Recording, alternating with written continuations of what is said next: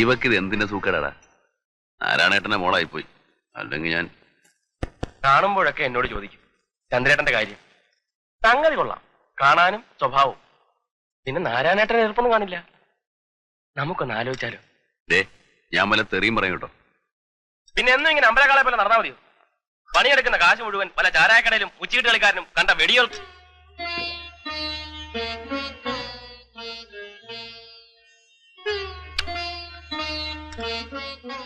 വീട്ടിൽ ചെല്ലുമ്പോഴൊക്കെ രമണി എന്നോട് ചോദിക്കും, ചന്ദ്രേട്ടനും വേണ്ടേ നമ്മളെപ്പോലൊരു വീടും ജീവിതവും എന്നൊക്കെ. ഇനി ചന്ദ്രേട്ടൻ വീട്ടിൽ വരുമ്പോ പറഞ്ഞ് സമ്മതിപ്പിക്കുമെന്ന് പറഞ്ഞിരിക്കുക അവള്. തുടങ്ങി രമണിയും വീടും കൂടും. നിനക്കൊന്നും മിണ്ടായിരിക്കണം. ഇനിയിപ്പോ എന്താ വേണ്ടേ? ചന്ദ്രേട്ടൻ ഒരു കുടുംബമായിട്ട് കഴിഞ്ഞു നോക്ക്, അപ്പോഴേ എന്റെ സുഖം അറിയും. എന്റെ തടി ഇവിടെ ആണെങ്കിലും പ്രാണൻ അവളുടെ അടുത്താ. വയസ്സാകുമ്പോഴേ ഈ തടിയും ചുണയൊക്കെ അങ്ങ് മാറും. ആരാ ഇത്തിരി വെള്ളം ചൂടാക്കി തരാനുണ്ടാവുക? അതിന് വയസ്സായെങ്കിലല്ലേ. പിന്നെ ചന്ദ്രു ആർക്കും ഒരു ഭാരവുമില്ല. ആരുടെയെങ്കിലും സഹായം ഇല്ലാതെ ജീവിക്കാൻ പറ്റാത്ത ഗതി വന്നാ അന്ന് അവസാനിപ്പിക്കും. പിന്നെ വലിച്ചു വാരി കുഴിയിലിട്ട് മൂടണം. അതിനുള്ള മണ്ണ് എനിക്കുണ്ട്. പിന്നെന്താ?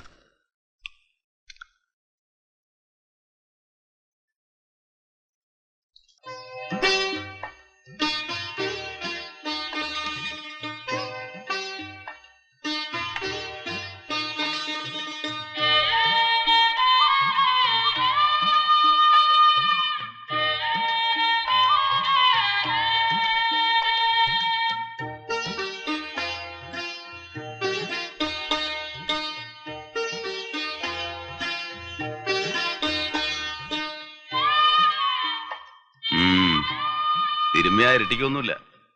ഇതുകൂടെ ഉണ്ടല്ലോടാ. കഴിവറട മോൻ. ചാവാൻ പോണെന്ന് പറഞ്ഞാൽ 10 പൈസ കൊടുക്കല. വിശന്ന് പൊരിഞ്ഞാൽ ഒരു ചായ കുടിക്കല. കുട്ടി വെച്ചോ, ചാവുമ്പോ കൊണ്ടുപോവാ.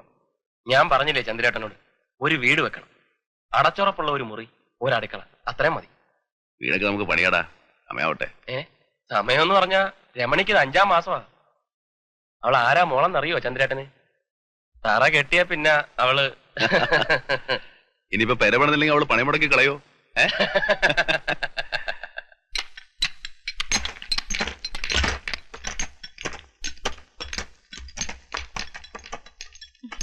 വണ്ടിപ്പണി ഉണ്ടെങ്കിലും ഇല്ലെങ്കിലും രവി 10 രൂപയുടെ കാശ് വേറെ ഉണ്ടാക്കും. ചന്ദ്രേട്ടന്റെ വണ്ടിക്ക് കേടില്ലാത്ത ദിവസമില്ല. വിറ്റ് കളഞ്ഞൂടെയാ മുതല്? വിറ്റിട്ട് എന്ത് ചെയ്യാനാ? അവന്റെ ഈ സ്വഭാവം കൊണ്ട് വേറൊരു വണ്ടിയില് ആരെങ്കിലും പണി കൊടുക്കോ? ചന്ദ്രേട്ടന്റെ സ്വഭാവത്തിന് എന്താ മോശം? ചന്ദ്രേട്ട ഒറ്റത്തടിയാന്നൊന്നും ആരും കരുതണ്ട. ചോദിക്കാനും പറയാനും ഒക്കെ ഞങ്ങൾ ചിലരൊക്കെ ഇവിടെ ഉണ്ടേ. ഓ, പെണ്ണിന്റെ ഒരു നാണം കണ്ടില്ലേ?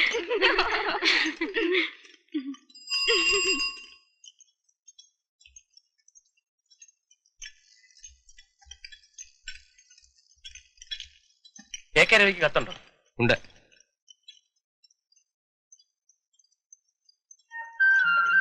ആരുടെയാടാ? എന്റെ കെട്ടിയാളുടെ?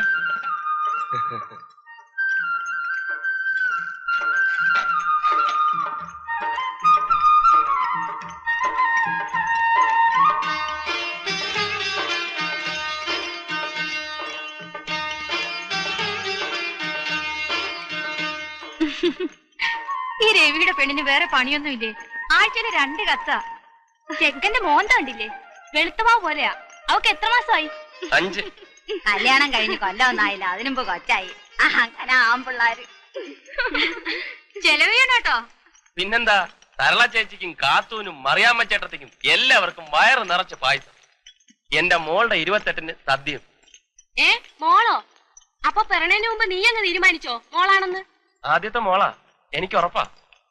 ഞാൻ തുളസിയിലേക്ക് നോക്കി, 3 പ്രാവശ്യം മലർന്നു തന്നെയാ വീണത്. തുളസിയിലെ നുണ പറയില്ല.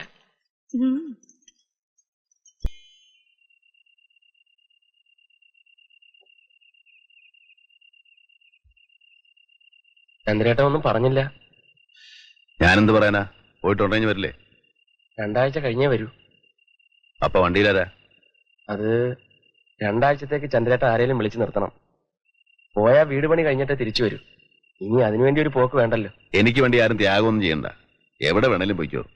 ചെണ്ടപ്പുറത്ത് കോല് വീഴുന്നെടുത്തോ, ബംഗ്ലാവ് പണിയാനോ, വേറിനോ.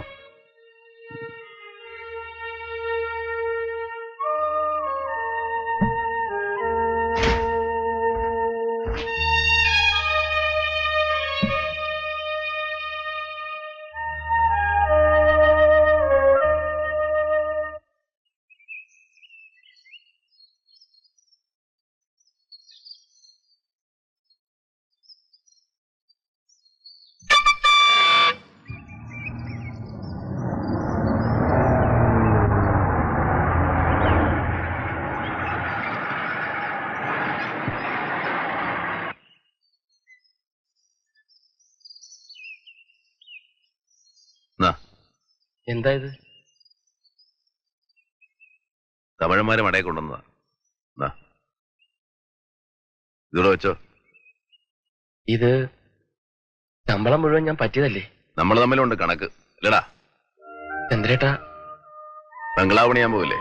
ഇരിക്കട്ടെ. തികയാതെ വന്ന ആരെങ്കിലും പറഞ്ഞു വിട്ടാ മതി. ചന്ദ്രേട്ടാ, ചന്ദ്രേട്ടന് ബുദ്ധിമുട്ടുള്ള സമയല്ലേ? അത്യാവശ്യം കാശൊക്കെ കയ്യിലുണ്ട്. അപ്പൊ ഇത് വെറുതെ എന്തിനാ ചന്ദ്രേട്ട ഇനിയും കടം മേടിച്ച് കൂട്ടണേ? വേണ്ടാത്ത വർത്തമാനം പറഞ്ഞാലുണ്ടല്ലോ, തൊള്ള നിറച്ച് ഞാൻ പറഞ്ഞുതരും.